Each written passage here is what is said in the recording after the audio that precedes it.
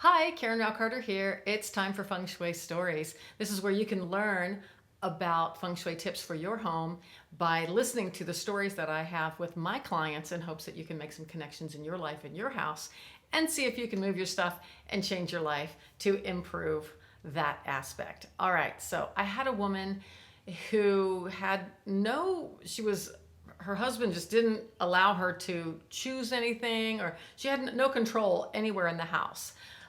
He picked all the furniture out, he picked the paint colors.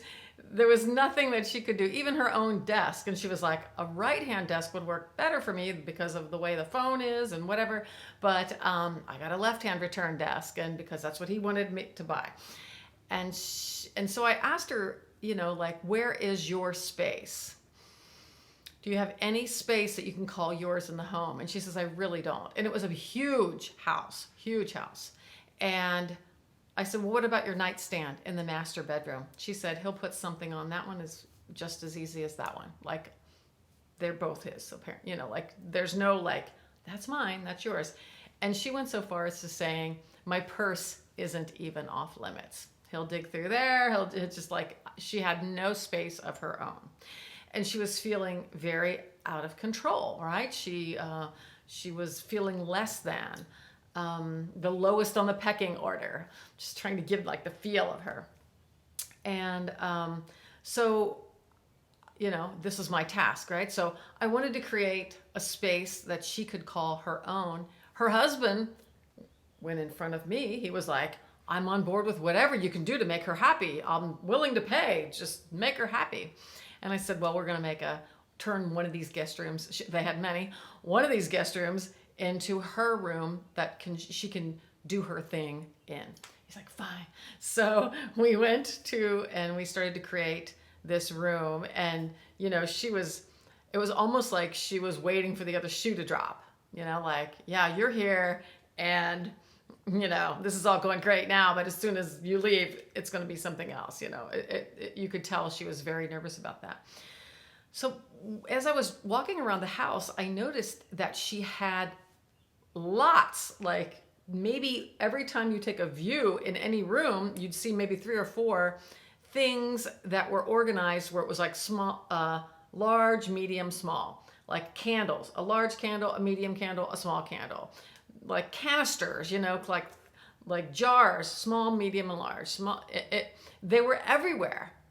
I've never seen so many little 3-packs of stuff, decor-wise, all throughout the house. Going up the steps, there was a little niche there. There they were, small, medium, and large.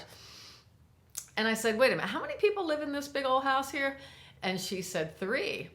And I just chose to point at the closest one.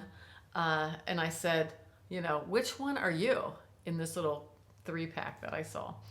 And she just shook. It was like her aha moment. And I know when I get that aha moment, that where I've made a connection between the stuff in my clients' houses and their life, they get it. It's like a learning that just happens immediately. And she just like shook, and she was like, I'm the small one.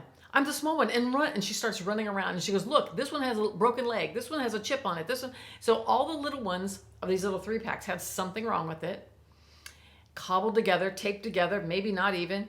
And she said, and I said, well, which, and look how they're organized. And she said, the large one is my husband.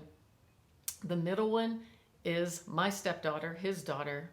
And the small one is me. And she said that, and the small one, almost all of these, the small one has a chip or is broken. And she says, that perfectly describes what's going on here. So, it's time to start moving that stuff around, right? So can we take those 3-packs and maybe do nothing else in the house? And let's see if we can move small and large together and maybe put middle somewhere else. Or, let's start playing with this stuff in her house to see. So we, had a little group powwow meeting, and I said, this is her nightstand. Preferably, she would be the one that would be most protected, the one farthest from the bedroom door, and his nightstand, or the masculine energy nightstand, would be the one closest to the bedroom door, being the protector. So we said, let's choose this nightstand. This is her side of the bed. This is her nightstand. This is her room where she can go, and no one is allowed to put their stuff in here or, you know, ruffle it around or anything. There's plenty of other room for other people's functions in the home. You know, I go into people's homes, and when I start seeing things that are all messed up and mixed up, the treadmill next to the bed, and I'm like, and there's a full dining room that nobody's ever using except for Christmas dinner, you know, like, what's happening from a function point of view? They had plenty of space to do all their functions and then some. And so we chose to give her one of the rooms. But I was very keen on helping her understand, you know, this 3 thing and the symbolism of that. And she totally got it.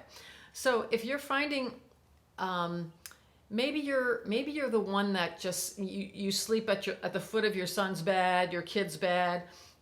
Sometimes you're in the bed, but sometimes you're on the couch. If you're like a little hummingbird that doesn't even have like a consistent place to sleep, you're like a, you know, I call them urban campers. You're in your house, but you're kind of camping out in different places. So if you don't have that steady place to rest, to sleep, to do your own thing, to take care of the functions that you want to do, you know, like if you're saying, oh, I've always wanted to paint. I go, well, where's your paint situation, you know, like set up? And they're like, oh, I have to get out the Rubbermaid bin out of under the bed, set it up, put the easel, open up the paints, get the light right. And I'm like, well, that's why you don't paint. You know, it's a half a day process just to get to the actual painting part. So then we need to create the square footage to set up the painting. You get the drift, right?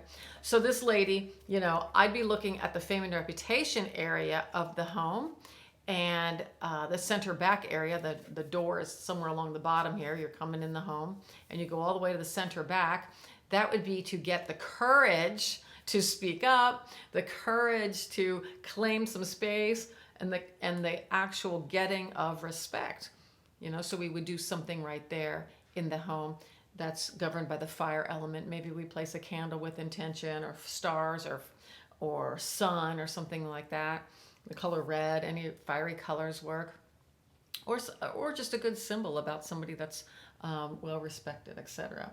Also, get the furniture in a conversation area. Don't have everybody looking at the TV. You know, turn a couch this way and a chair this way, like 90 degrees from each other. Get the dining room space used and in a way that people are talking. A lot of times everybody's sitting at the kitchen counter, everybody's looking at the television, everybody's looking in the kitchen from the counter. Nobody's, you know, sitting in a circle anymore. It's sitting around the fire, you know, to get that conversation going. So I wanted to beef up her chances of communication, her reputation within the home, and to give her space to be who she is and get her self-esteem kind of going along, and the courage to actually have conversations. So that was what we did for her. I hope some of these tips could be helpful for you if you're feeling overwhelmed, or you're feeling like you're invisible in your own home, or like an urban camper, you're just not quite, you know, you're not comfortable in this place, that place, I might as well sleep there, whatever. Let's get you calmed down, steady, chilled out, and feeling like you have ownership of some space in the world, in your home, so that you can sort of spring forth from that and have a good foundation to take risks in life and get what you're looking for. I hope that's been a good story for you. If you need more information, feel free to subscribe to this YouTube channel, look at more videos. If you want to chat with me, show me your pictures of your house, go to moveitwithkaren.com, register there, and you'll get a free video on how to set yourself up for success from a furniture point of view. Or I have a Move Your Stuff with Karen program if you get on my website once you get to moveitwithkaren.com. And you can join the Move Your Stuff with Karen program. You can send me your pictures, your floor plans, and we can all discuss in a group setting twice a month what's going on in your house and see if we can make changes for you. That's the story for today. I hope it's helpful. Talk to you soon.